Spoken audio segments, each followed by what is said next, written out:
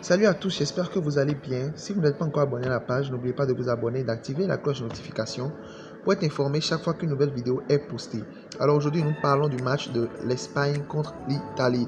Invaincue depuis 3 ans, l'Italie a été dépassée par une belle équipe d'Espagne qui jouera donc la finale de la Ligue des Nations dimanche.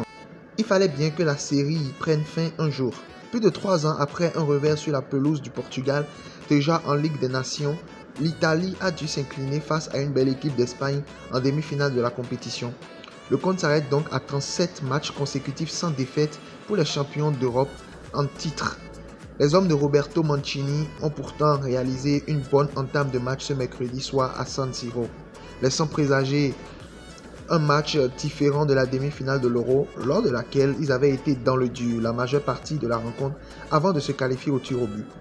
L'Italie donc évoluait en 4-3-3 avec Donnarumma dans le camp, et Chiesa, Insigne et Bernardeschi en attaque.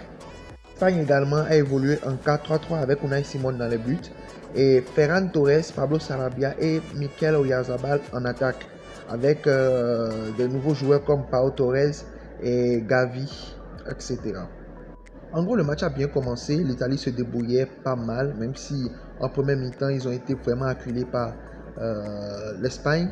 Finalement, la Roja a de nouveau pris le dessus dans le jeu et a cette fois concrétisé au tableau d'affichage. Sur une merveille de centre d'Oyarzabal, Ferran Torres vient conclure de près en force pour mettre rapidement l'Espagne devant. 1-0 à la 17e minute.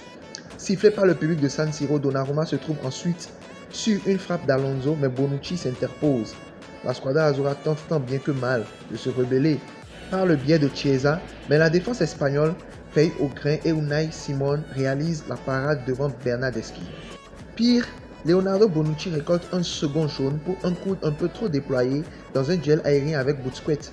Réduite à 10, l'Italie cède à nouveau juste avant la pause sur une action collective de toute beauté conclue d'une tête croisée de Ferran Torres, auteur d'un doublé 2-0 à la 46e minute. Avec 2 buts de retard et un homme en moins, les récents vainqueurs de l'Euro rendent les armes en seconde période, malgré le coaching audacieux de Roberto Mancini. Oyarzabal a même l'occasion d'ajouter un 3e but à l'addition, mais Donnarumma s'impose bien au sol. Et c'est finalement l'intenable Chiesa qui aura redonné un peu d'espoir aux siens d'un long déboulé pour servir Pellegrini pour la réduction du score 2-1 à la 83e minute. En vain, ils ont finalement perdu le match 2-1. Alors pour revenir un peu sur l'analyse du match et parler un peu de quelques joueurs, nous allons commencer par parler de Busquets. Aujourd'hui, Sergio Busquets est un joueur encore capable de faire des choses excellentes. Si vous voyez, si vous avez remarqué ses mouvements, à chaque fois qu'il avait le ballon, si vous voyez les réajustements de ses dribbles, sa vision du jeu, il a joué pendant 90 minutes et il a eu 96% de passes réussies avec des passes qui cassent les lignes. Certaines de ces passes sont arrivées vers Gavi qui s'est retourné et a fait vraiment une grande différence.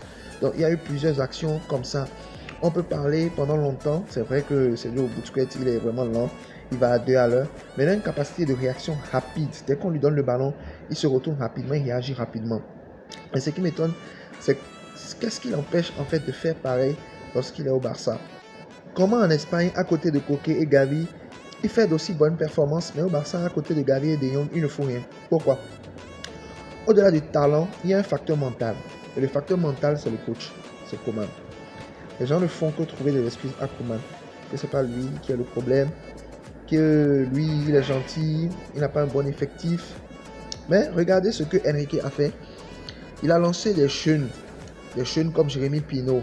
Et c'est un coach qui évolue avec les jeunes. Qui le fait entièrement confiance. Et qui leur donne du temps de jeu. Et avec ça, on sent vraiment que le groupe est soudé. Regardez Oyarzabal qui a fait un bon début de saison, qui fait plutôt un bon début de saison actuellement. Pendant l'Euro, il n'était pas du tout bon. Il n'a rien foutu de bon. Mais il revient cette fois-ci avec le plein de confiance. Il est en très bonne confiance, il fait un bon début de saison, il marque des buts. Alors Enrique lui fait confiance à nouveau encore et le rappelle en équipe nationale. Enrique est toujours fidèle à lui-même. Il amène toujours la même équipe ou presque chaque fois. Mais dès qu'il y a un petit qui se distingue un peu, il le prend et l'intègre automatiquement à l'équipe. C'est l'exemple de Pedri, Gavi, Pau Torres, etc. Et malgré qu'il n'a pas des liés comme Dembélé au Barça, Luis Enrique arrive quand même à faire de très bonnes prestations. Alors qu'est-ce qui empêche Ronald Koeman de faire un jeu cohérent avec le Barça? Alors qu'aujourd'hui, il a de très bons joueurs. Aujourd'hui, donc par rapport au match de Busquets, donc il n'a rien à dire, il a été au top. C'était lui le régulateur de tout le jeu. Lorsque nous prenons Pau Torres, lui aussi, il a été vraiment excellent. Et tout ça m'amène encore à comprendre que si ce n'était pas vraiment une question d'argent, Coman serait déjà viré depuis du Barça. Parlons maintenant de Gavi. Gavi, waouh, quel match. Quel match. Pour Gavi, il n'y a rien à dire. Gavi a été très bon. Et il aurait même pu marquer un but lors de ce match.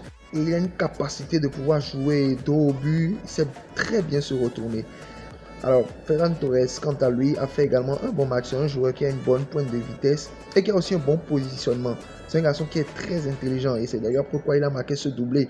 Et il a permis, il a permis à son pays d'avoir la victoire lors de ce match qui n'a pas du tout été facile. C'est un joueur qui est très intelligent. En fait, c'est ça même la clé de le foot.